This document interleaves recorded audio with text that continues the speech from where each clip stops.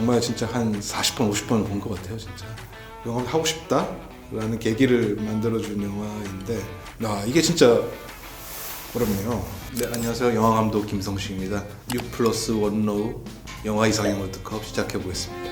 첫 번째 영화가 살인의 추억과 에어리얼 롬블루스.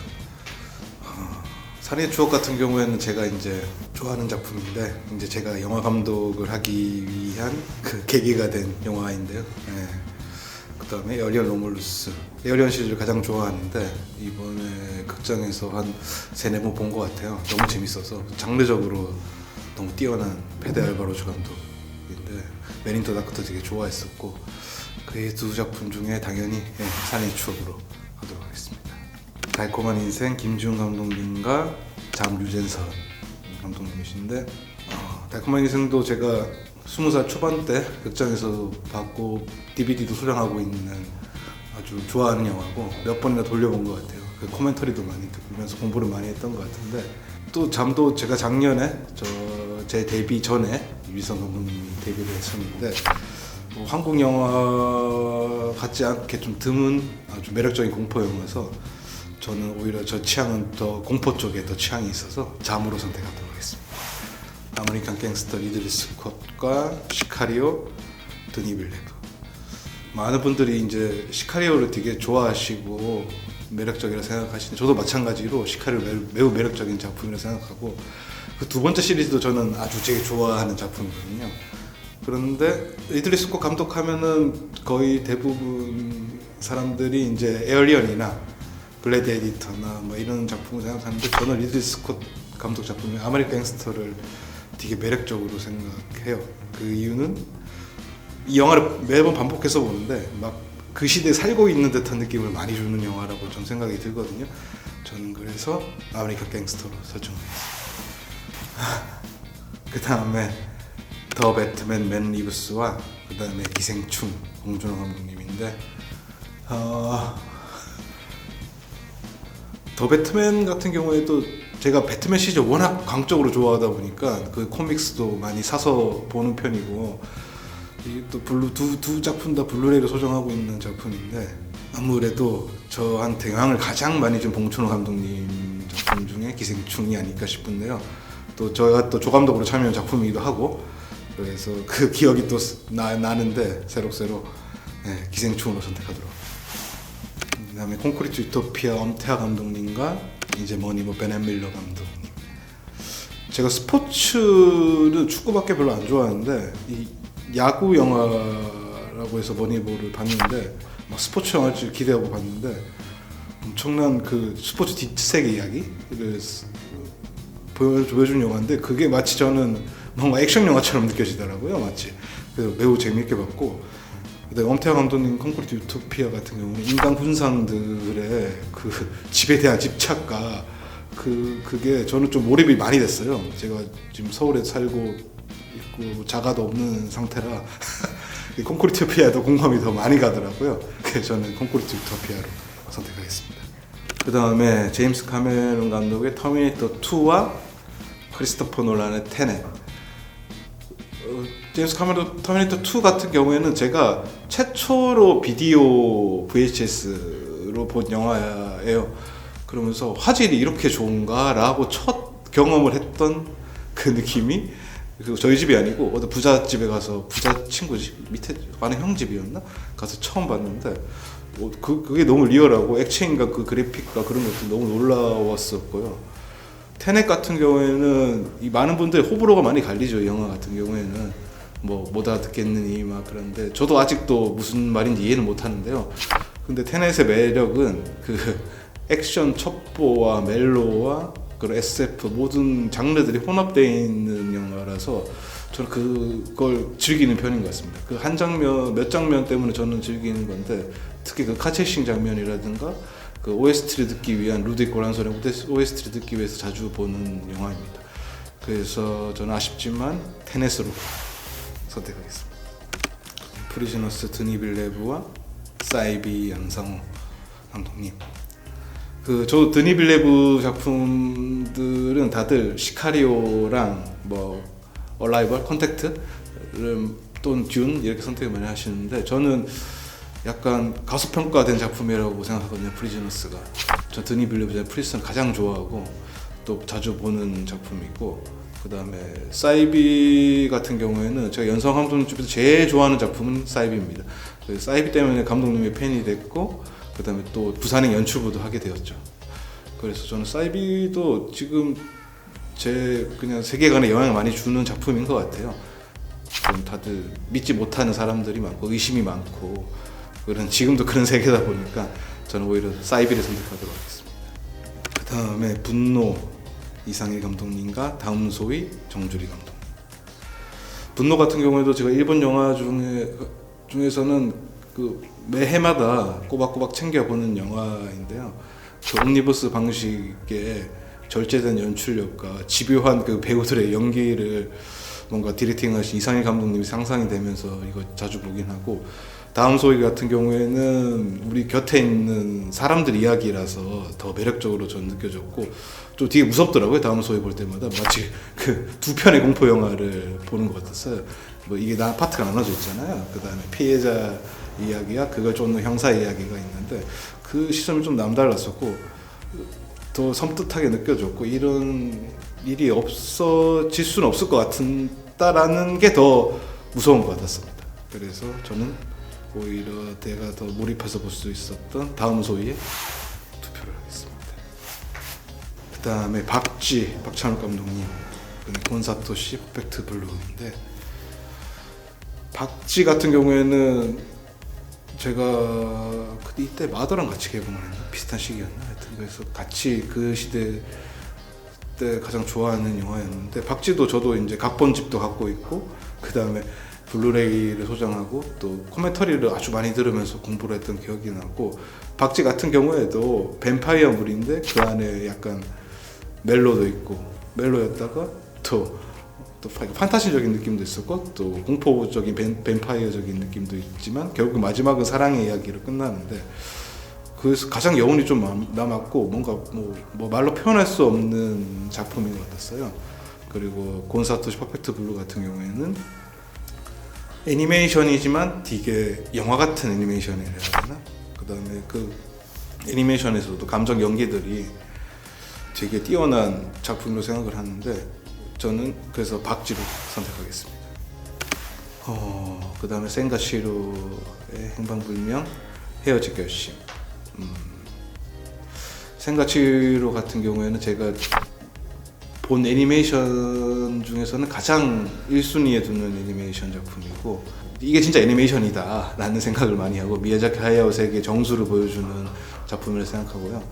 헤어질 결심은 제가 또 조감독으로 또 참여한 작품인데, 처음에 찍을 때는 처음에 찍고 감독님 같이 작업을 하면서는 뭐 일적으로 하다 보니까 그렇게까지 막 이 작품에 대해서 느끼면서 촬영을 했지만 이게 어떤 작품인지라는 거에 대한 의문은 그렇게 들지 않았는데, 이게 찍고 나서 나중에 그 극장에서 보고 다시 또 따로 몇 번을 돌려봐도 마지막 장면이 전 잊혀지지가 않는 거죠. 마지막에 박해일 선배가 바다에 들어가는 장면은 나도 저렇게 할 수 있을까라는 의문이 드는 듯하고, 박찬욱 감독님 작품 중에서는 박쥐 다음으로 저는 헤어질 결심을 생각해서 저는 헤어질 결심을 선택하겠습니다.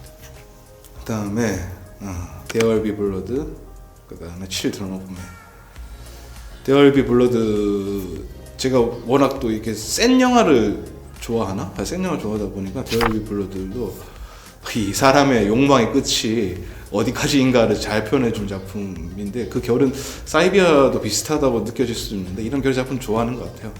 근데 칠드런 오브 맨은 제가 만약에 SF를 찍는다면 이런 SF를 찍고 싶다라는 생각이 가장 많이 들었던 작품인데, 근데 항상 제 인생에서 좀 약간 철학적으로 생각하는 인간 욕망에 대한 표현을 잘 표현한 영화라서 데어 비 블러드로 선택하겠습니다. 그 다음에 세븐, 그 다음에 카우보이 비밥 천국의 문인데, 데이비드 핀처 영화도 되게 좋아하는 영화고, 저는 조디악보다는 오히려 세븐을 더 좋아하는데, 이게 또 촬영적인 면, 비주얼적인 면으로 봤을 때는 그 시대에 찍은 작품이 지금 봐도 정말 때깔이 훌륭하고 정말 훌륭하고 배울 점이 많은 촬영적인 영화라고 생각하는데, 그에 비해 카우보이 비밥은 뭐 다들 이제 TV판을 좋아하시겠죠, 카우보이 비밥. 근데 오히려 저는 천국의 문 보면서 일본 재팬 애니메이션의 약간 뭐랄까 버블 경제 시대 때 있던 애니메이션의 향수를 약간 불러오는 듯한 느낌을 들었어서 즐겨보는 애니메이션인데, 저는 데이비드 핀처가 한 작품 올라가야 될 것 같아서 세븐으로 선택하겠습니다.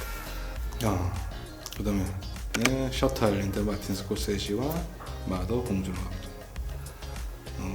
이 두 개, 셔터 아일랜드 제가 극장에서 영화를 전혀 모르는 친구랑 같이 본 기억이 있는데 소설을 읽지 않았죠, 그 전에는. 근데 이게 이 마틴 스콜세지 감독 대단하신 게 딴 작품도 똑같이 특히 셔터 아일랜드는 시간이 가는 줄 모르고 봤던 것 같아요.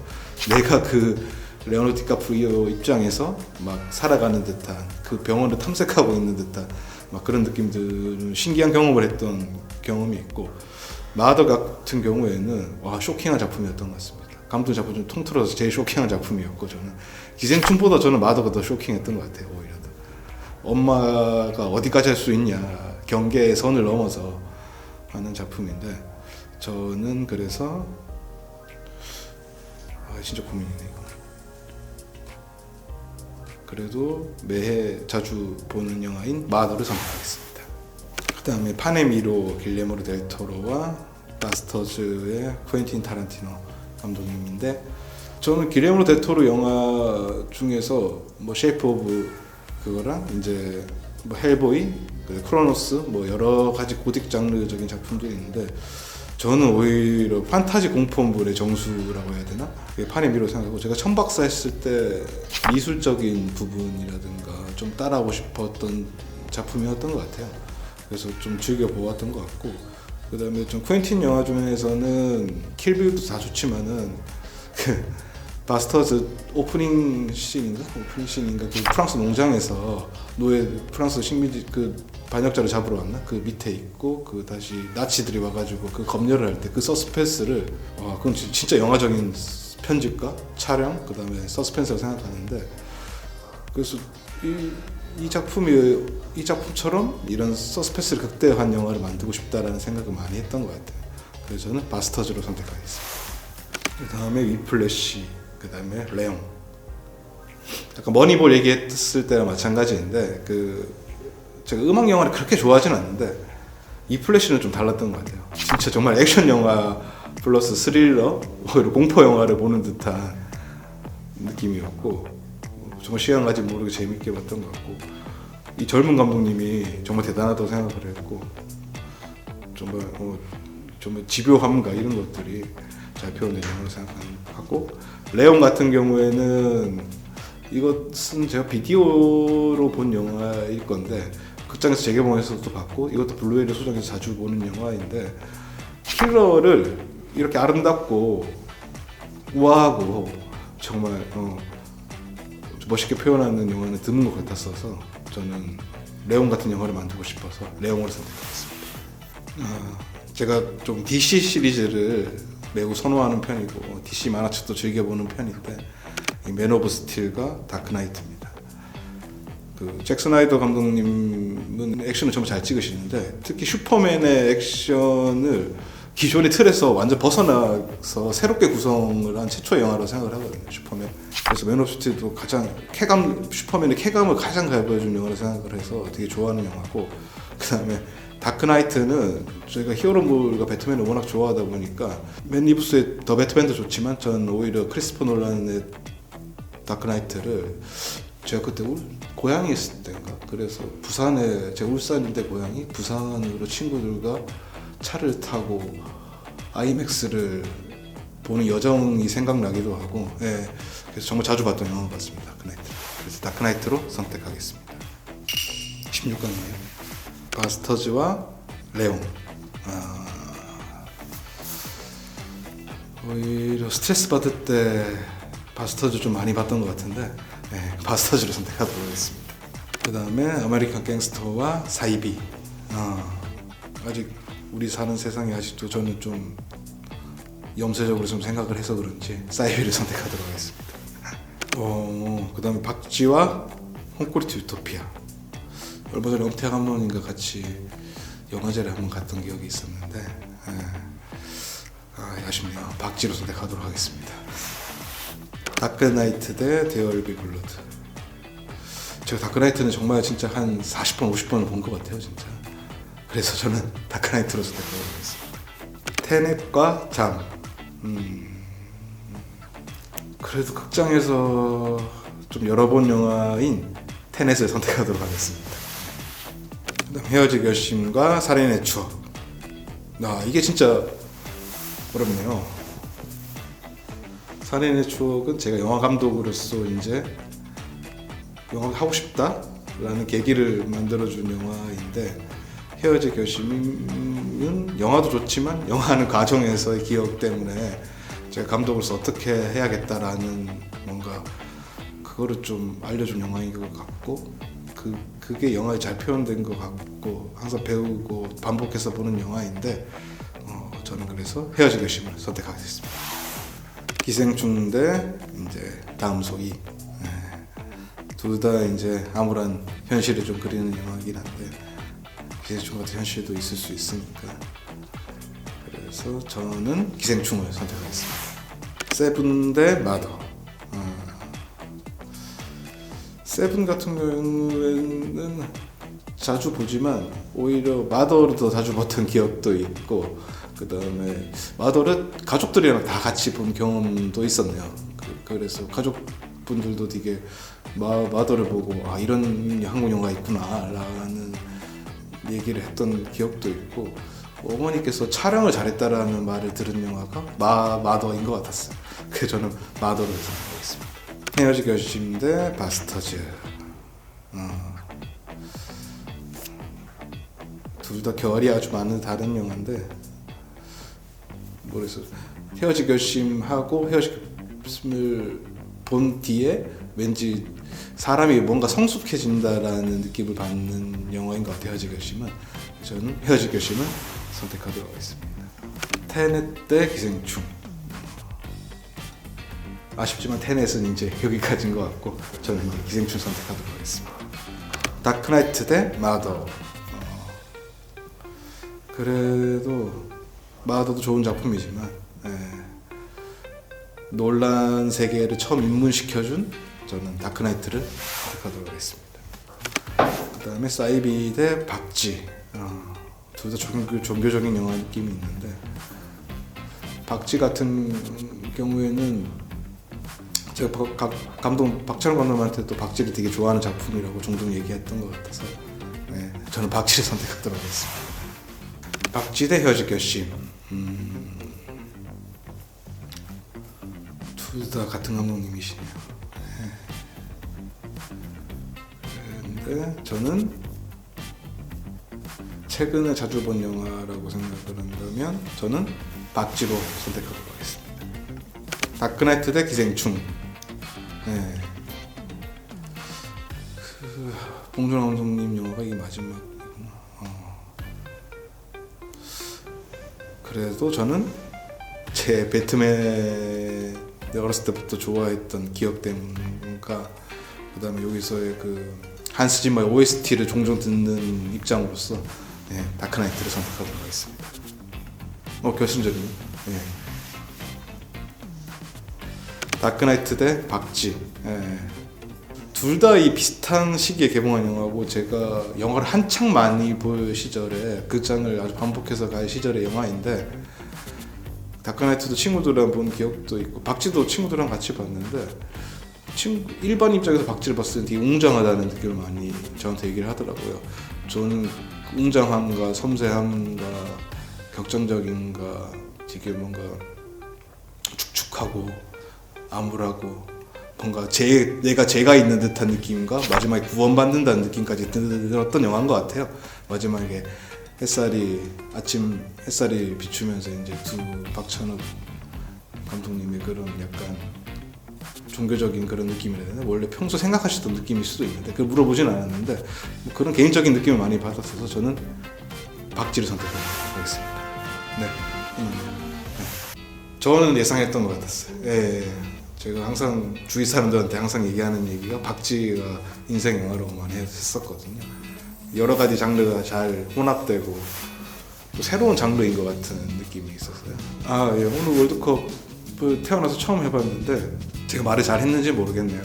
뭐 주저리 이야기한 것 같은데 이게 이 영화들을 전부 다 제가 극장에서 본 영화고 많은 분들이 극장에서도 많이 보시겠지만 다시 반복해서 보고 싶다면 유플러스로 보면 되는 건가요? 예, 유플러스로 보시면 되겠습니다. 예, 감사합니다.